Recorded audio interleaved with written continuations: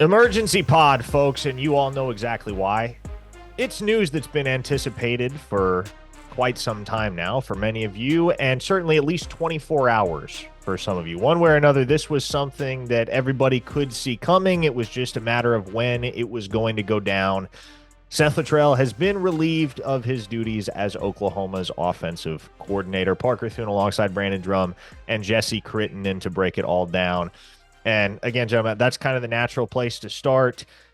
It was very foreseeable. By no means a shock. First in-season firing of any on-field coach at Oklahoma since Mike Stoops in 2018. But we talked about it on the post-game podcast after the loss to South Carolina.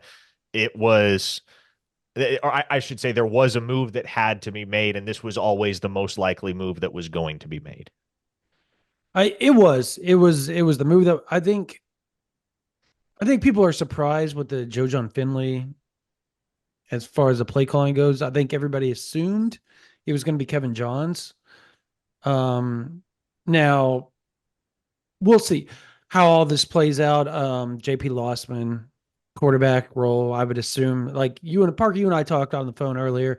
All JP hands on deck. Lossman, yeah, JP Lossman is going to take on an increased role in working with the quarterbacks. Kevin Johns, the former Duke OC, per the original report from Pete Thamel of ESPN, he's going to be elevated to nominal quarterbacks coach. That's going to be his title moving forward. But what's particularly interesting here is that play calling duties get passed to Joe John Finley. And so, I mean, those two guys, Littrell and Finley, have kind of been inextricably linked with one another because they are, of course, the co-OCs, and they're the two that have most specifically been held accountable for Oklahoma's offensive woes. Joe John Finley, it would seem, has 5 games to prove that the problem was not him, or at least not partially him, not mostly him, whatever. Joe John Finley has 5 games to prove that his offense is not a carbon copy of Seth Littrell's offense at Oklahoma. Correct. And Jesse, I want you to jump in here as well. But what I'm going to say is, spoke to a few sources on this whole situation. I'm going to quote a few of them. One is very, very, very, very close to Seth Littrell. And essentially, he's at peace with the situation, like very at peace, very at home. There is a strong love for the University of Oklahoma that Seth Littrell has. And fans need to understand that the whole situation broke his heart more, that the fact that it was more of a hindrance for the university than he does not care about himself. He does not care about any of that. What he cared about was the university. And he felt like, from what I'm being told, this was the best move. So I think it was almost mutual in my understanding of the whole situation. Whereas that's where you get that quote of he's at peace with the situation. As far as Joe John Finley goes, again, quote from a close source, it's his chance to kind of reaffirm his position and his job moving forward as well. So there's a lot at stake here over the next 5-6 weeks, 2 months, month and a half, however you want to word it. But it also goes to play, Jesse, you and I discussed this in the press box, and coincidentally, I'm going to talk about the press box, how ironic he moved up into the press box for the very first time, and we're talking about Joe John Finley, this week, and now he's going to be the one making the calls from the press box.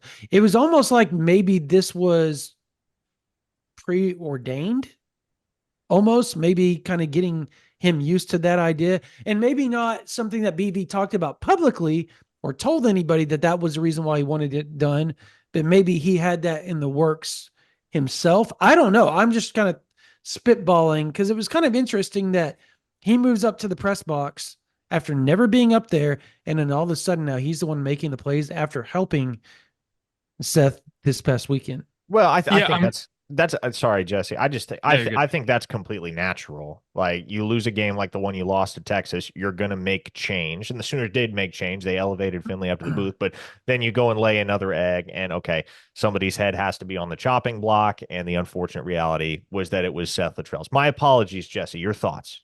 No, I'm really glad that's mentioned because I don't think that was necessarily a signal that obviously Littrell was going to be like they knew that was going to happen No, before this. but And I know you're not saying that, yeah. but I do like, to me it's, if we can talk about this within the scope of not every firing has to be 100% fair or it's 100% on one person every time that happens. But here's the reality, and we said this during the week, and this is with the caveat that Venables never said he was never going to do this. He made sure to say he was never going to do this. Yep. But the one thing you could not do after that Texas game, if you weren't going to make changes after the Texas game, the one thing you could not do is get blown out at home to a middle of the pack South Carolina team. That's the one thing you couldn't do if you weren't going to make the move then, because if you didn't make it then and that happened, now your hand is kind of forced. Yesterday was so abysmal. It was so bad. You've lost the fan base. You're not in risk of losing them. You've lost them. So something had to be made. And here's the two other things I'm going to say. And this is after yesterday's game.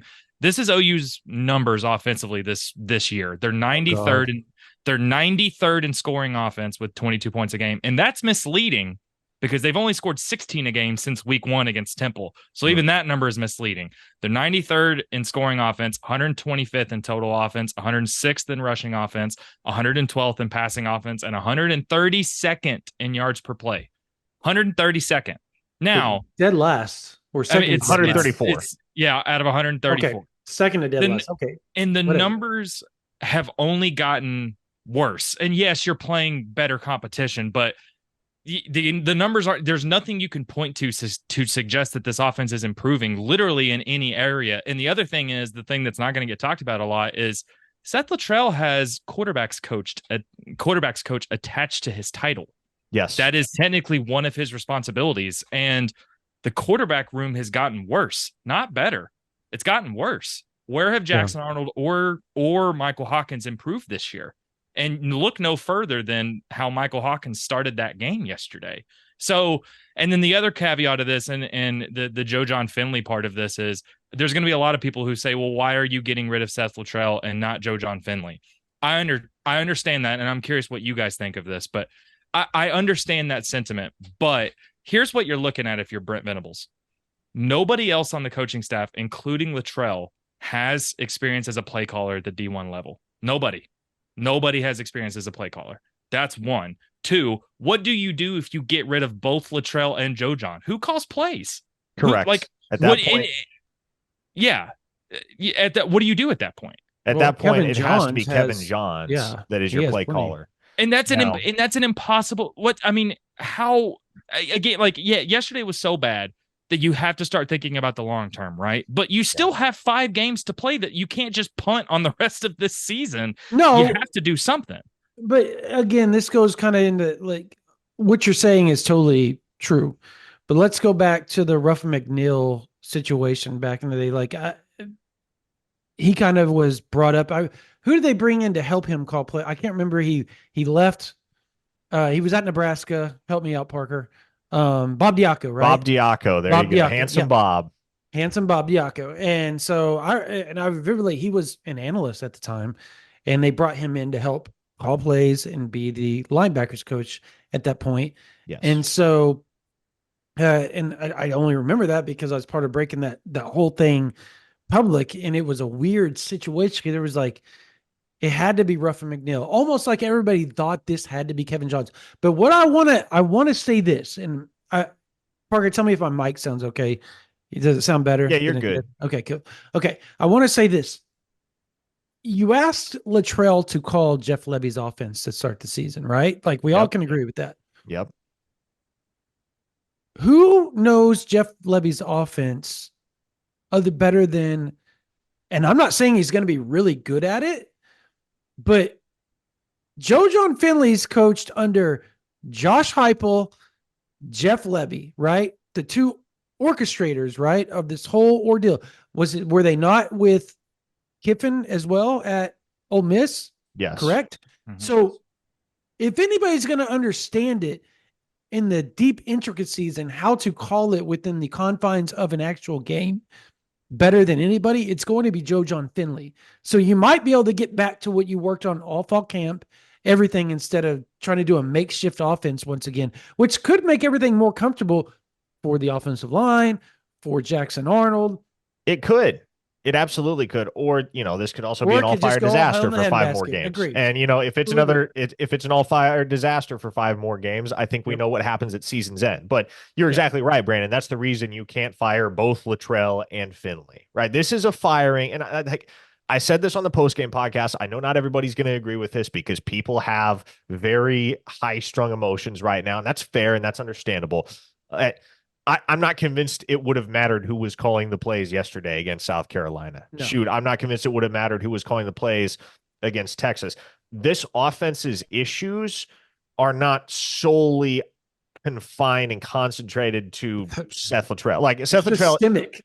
Yes, Seth Littrell is not responsible for all of Oklahoma's offensive issues. That said, I think Brent Venables, and given his nearly 35 years in the coaching profession, he understands that this is a move that had to be made one way or another, regardless of how justified it was, because you have to show the fan base that you are listening and that you care. Yeah. Because if you just keep doing the same thing over and over again every single week, the same results, and you mentioned it, Jesse, 16 points per game since that 51-point outburst against Temple. It was heavily influenced by the 6 forced turnovers by Oklahoma's defense. 16 points per game. That's unacceptable at Oklahoma, and the fans expect that there will be someone held accountable. And the one that in their eyes was most responsible for those offensive struggles was Seth Littrell. And you hate it for Littrell because he's a Sooner through and through, Muskogee, Oklahoma's own. He cares about this university. Mm-hmm. He did his absolute best. It's not like he was trying to fail. It's not like he was trying to flop. It's not like he was thinking, okay, I'm going to be here for 8 games and then it's over. No, it's an unfortunate circumstance that is certainly exacerbated by the absence of your top 5 wide receivers and the instability of the offensive line. I have no doubt that Seth Littrell is going to bounce back wherever his next stop as a coach might be. But all of that to say, this is obviously something that had to happen very soon. It could not wait till after the season, and it was either going to have to be Littrell or Finley that got the heave-ho. And it ended up being Littrell mostly because, again, he's your principal play caller. He is the guy that all of the fans perceive as the offensive mastermind. I'm interested in y'all's thoughts on this. Like, what in the hell can we expect on Saturday? Look, I mean, I think yesterday was an acceptance that this thing it's not really going to get better. Right. Like yesterday was so bad that I think you had to start thinking about what can we do the rest of this season, especially if it doesn't really include any wins. What can we do the rest of this season to get some sort of stability, some sort of continuity, something resembling something better on the field that we can take into the offseason and build on?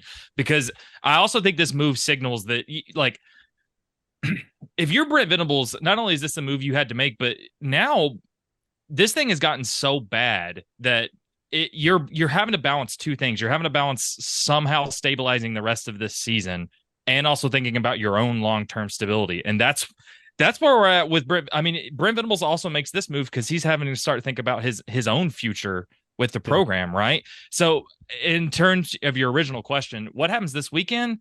I mean, hell, man, because I don't know, because this isn't just about changing play callers. This is also, what do you do at quarterback?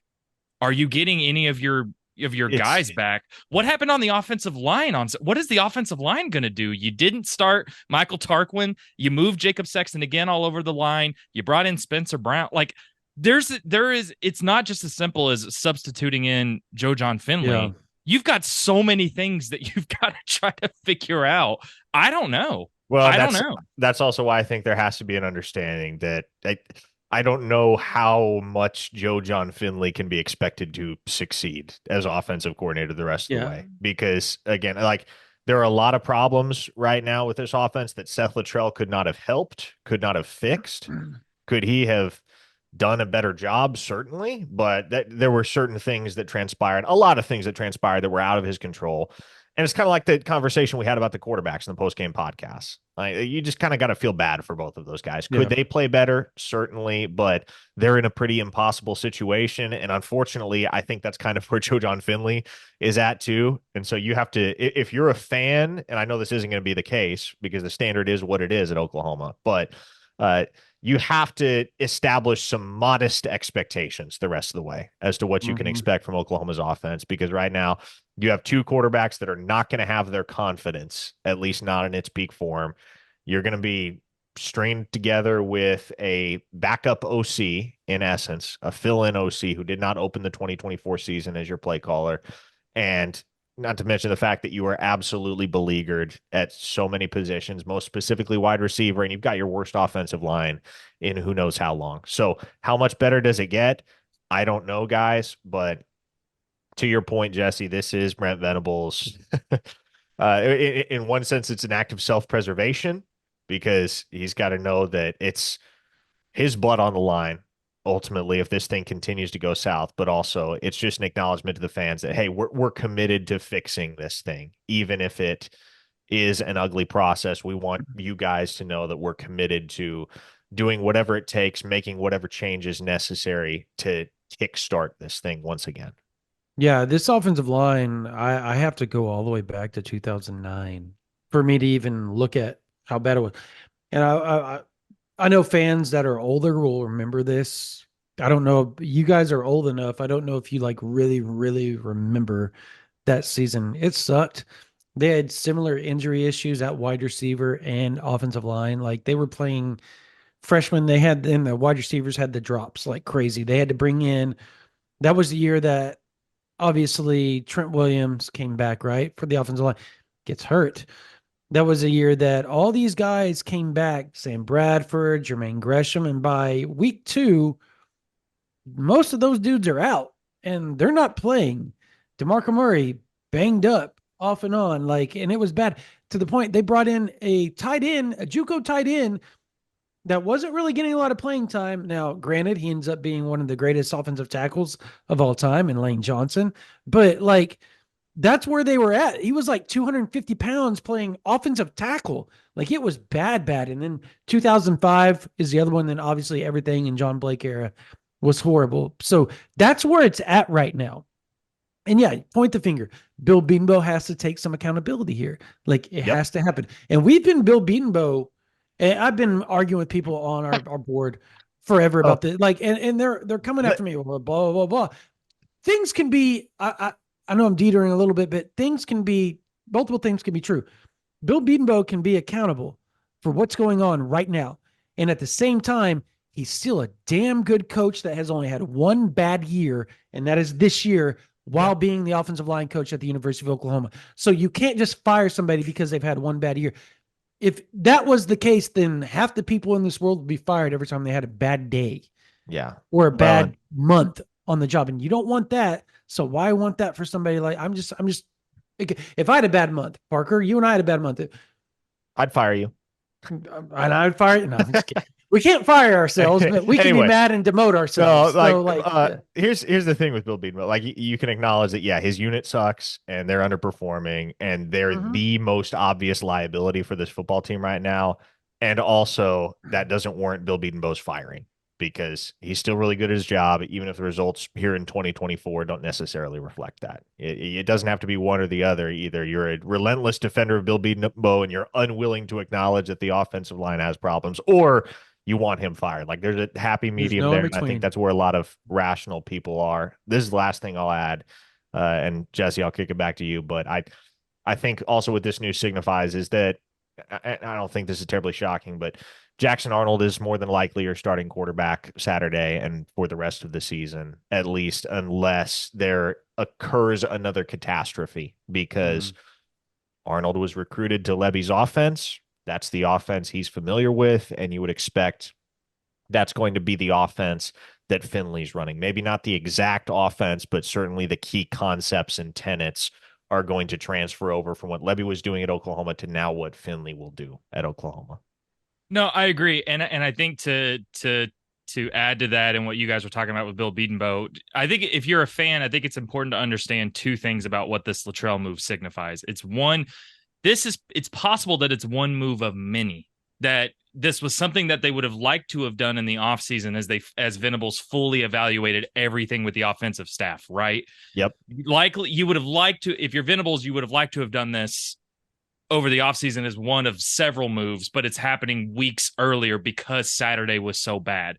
All that's to say, it's very possible this is not the only move Venables makes. And I think if you're another coach, even someone who is as distinguished as Bill Bedenbaugh is, if you're an offensive, you can't assume anything is safe. That's how bad this thing is. That's one. And two, Brandon, everything you were saying about 2009, there have been bad seasons before. Those are good parallels. The thing that makes this different and the thing that adds so much urgency to this situation and why this had to happen now is OU's not in the Big 12 anymore. Exactly. The rest of your season does not include, no offense to these programs, Iowa State, Kansas, West Virginia.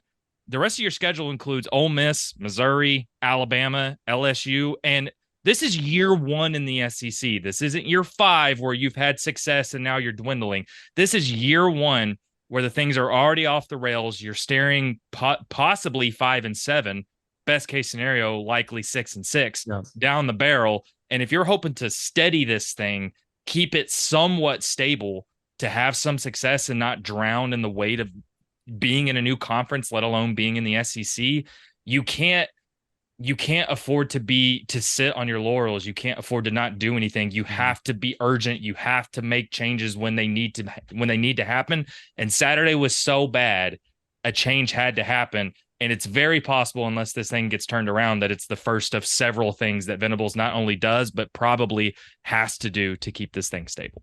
Yeah, the whole Big 12 thing, it is what it is. But back then, you all remember, I don't know if you do, again, that shows my age. Unfortunately, I'm old.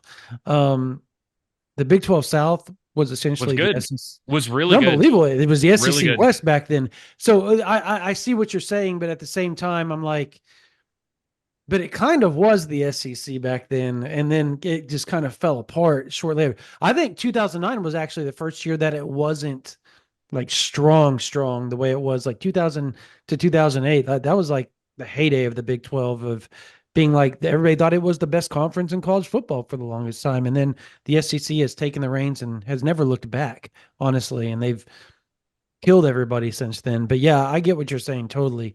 I guess the what ifs, right? What if things don't, and I think we all kind of agree it's a strong what if at this point, like a believable what if. Oh yeah. If things don't get righted, where do you go if you're Brent Venables? Do you leave everything chalk and just say, hey, we want to bring in, and let's say Kevin Johns, we're going to keep you as the quarterback coach and bring in somebody as the OC and Brent Venable, and they pay $2.5-3 million for said person? Because I think that's what you're going to have to do to get I think you're going to have to pay $2 million plus to get an elite offensive coordinator to come in and not have the staff as is and them not want to bring in their own, right? Kind of like the Levy situation where they paid an exuberant amount to bring him in and said, you're not touching the staff, the offensive staff, you're leaving it alone, because that staff was really strong and considered one of the best in college football. Well, if you look across the board, as far as just the position coaches go, they are some of the best in college football still to this day. Do you leave it alone if you're Brent Venables and say, we're just going to bring in a strong OC and have them everybody cater to that? Or because that's kind of how Saban always ran things, obviously, right? Even when they had bad offenses back in the day, he would just bring in an OC and everybody else stayed the same. And he was always said, you have to learn our system, because 100 people don't need to learn your system. They already know the system that we run. You need to learn our system. Now, granted, I know that that's not going to be the case, and you're going to have to learn a new system.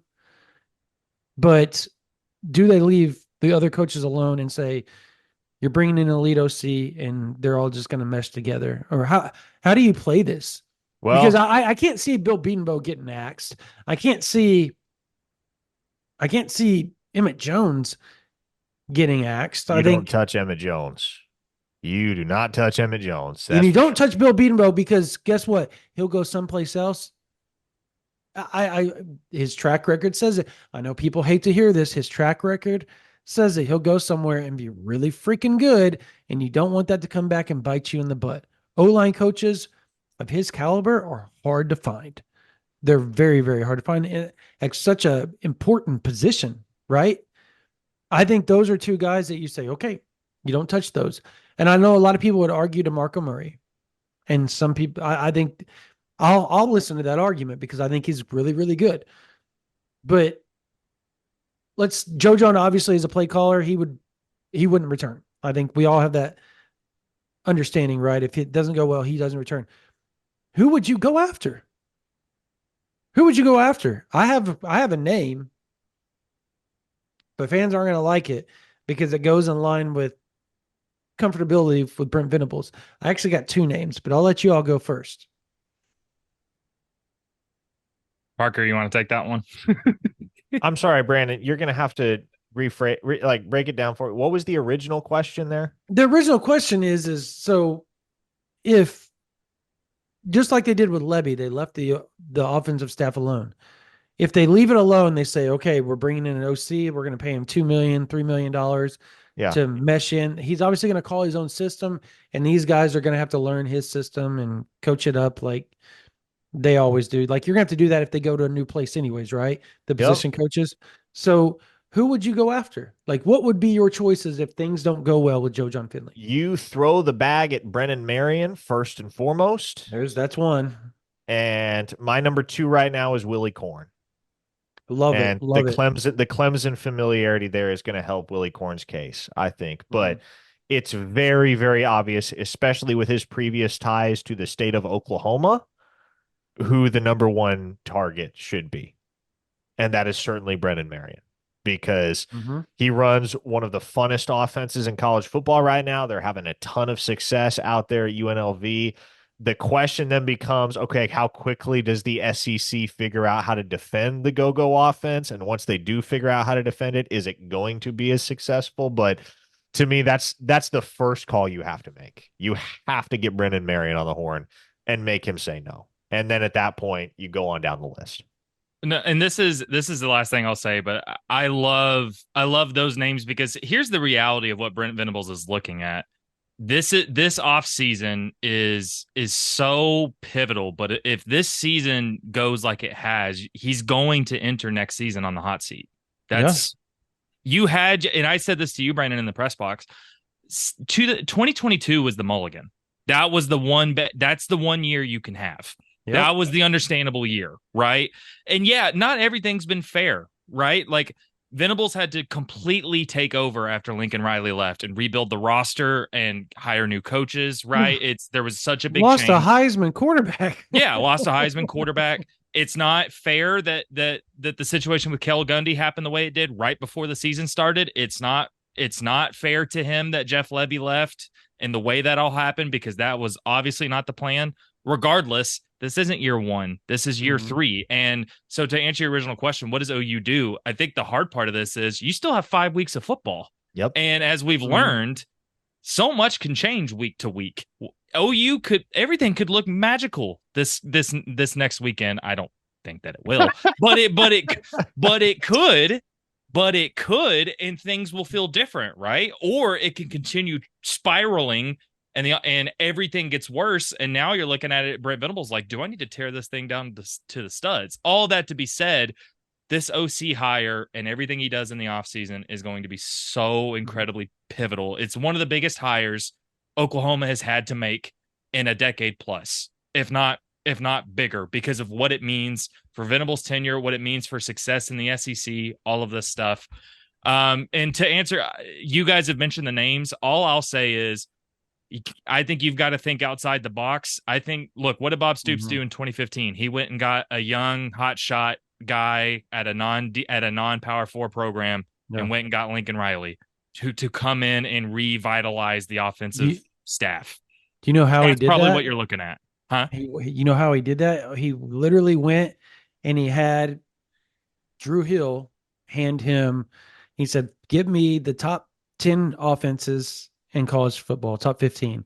And he started going down the line and looking up who the OCs were and started making calls on just cold calling and interest. Are they interested? Okay, cool. Like that's literally how he went about doing it. And it's pretty smart, actually. So why not, right? You're Joe gonna Craddock, need by the that way, kind is of the other shakeup. name. Oh, what was it? Joe Craddock is the other name, and Yeah, he's Tulane's OC. I like the Craddock name. I like him, but yeah, I think Clemson ties. Yeah, it's gonna be like if this thing continues as it has, you're gonna have to look at every part of the offense and say what are we gonna have to rebuild? And I think it's gonna take that kind of mentality and that mindset, and it, just like with Lincoln Riley and just like all the names you mentioned, you may have to go get someone that's kind of on the outside of things to say, come in and shake this up and rebuild it. Brian Clinton sent me a name last night. I want to hear y'all's take on this. And granted, I want everybody to understand, like, we're not saying that Joe John Finley and we're not writing him off. We're just playing the what if game at this point, because if Joe John Finley does well, him. The deck is stacked against him. But if he does well, he's obviously going to be the next OC. I don't think anybody is going to think otherwise. I think that is very clear. If he goes and kills it, they're not going to move on because BV is all about continuity. But there is obviously, the Park said, deck stacked against. Brian Clinton, interesting name. He said CK. And I honestly thought he said Chip Kelly at the time. Like I did. No, I know thought who it was he's Chip talking Kelly. about. I know who he's talking about. Colin Klein. Yep. Colin Klein. He thinks it fits well with BV's defense and a good fit, but I don't know if it's fun enough for OU fans because they're so used to the I don't care if it's fun, Brandon. I know, but does it work? That's the only question that needs to be asked right now. And me personally, I've always had a weird affinity for Kansas State.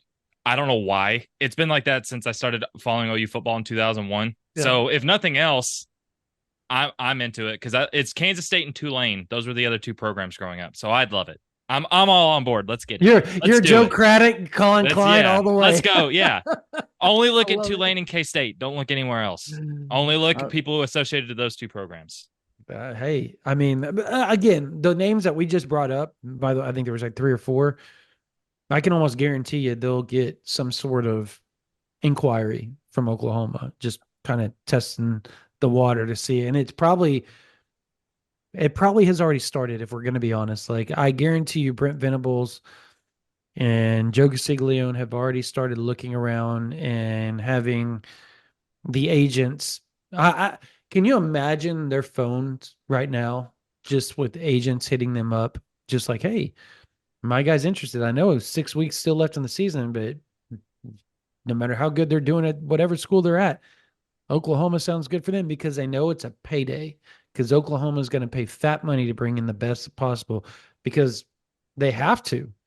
You cannot be a failure 2 years in a row in the SEC. I'm not saying that that's what's going to happen the rest of the season, but I think, again, like we said, the odds are stacked against Oklahoma right now. Defense looks very, very good. And that could change this weekend. They're playing a good offense, but my gut tells me that Oklahoma is going to do really well defensively against Ole Miss. My gut also tells me that the offense is going to go down to Oxford and may lay an egg. So, and that's not to say that Joe John can't do it. I think he's a smart guy. I think we all agree he's probably a smart offensive mind. But man, you're struggling on the offensive line and you're asking yourself to go up against one of the best D lines in the country. And that's a tough task to ask week 1 of UConn plays. I think we all can agree with that, right? It's going to be brutal. It will be.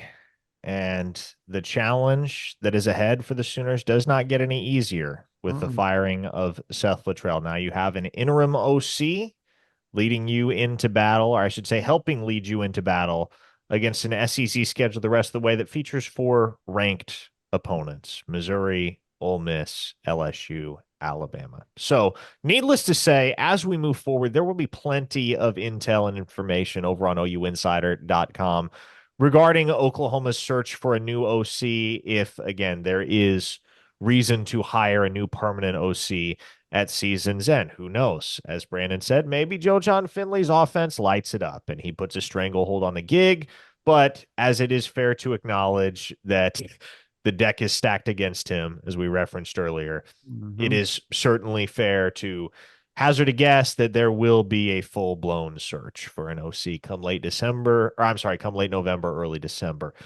Until then, OUinsider.com is going to be the place to be as we track the aftermath of the Littrell firing and everything that happens from here on out the rest of the way for Oklahoma, the 2024 season, and as they prepare to get set up for the 2025 campaign in what's going to be a pivotal year for Brent Venables and the fate of his regime at the University of Oklahoma. Thanks for tuning in to this emergency pod, folks. Again, if you're not subscribed to OUinsider.com, it's only going to cost you a few bucks a month, and nobody will feed you information like we will. Promise you that. We'll make it worth your while if you join us over there. Until next time, you take it easy, folks.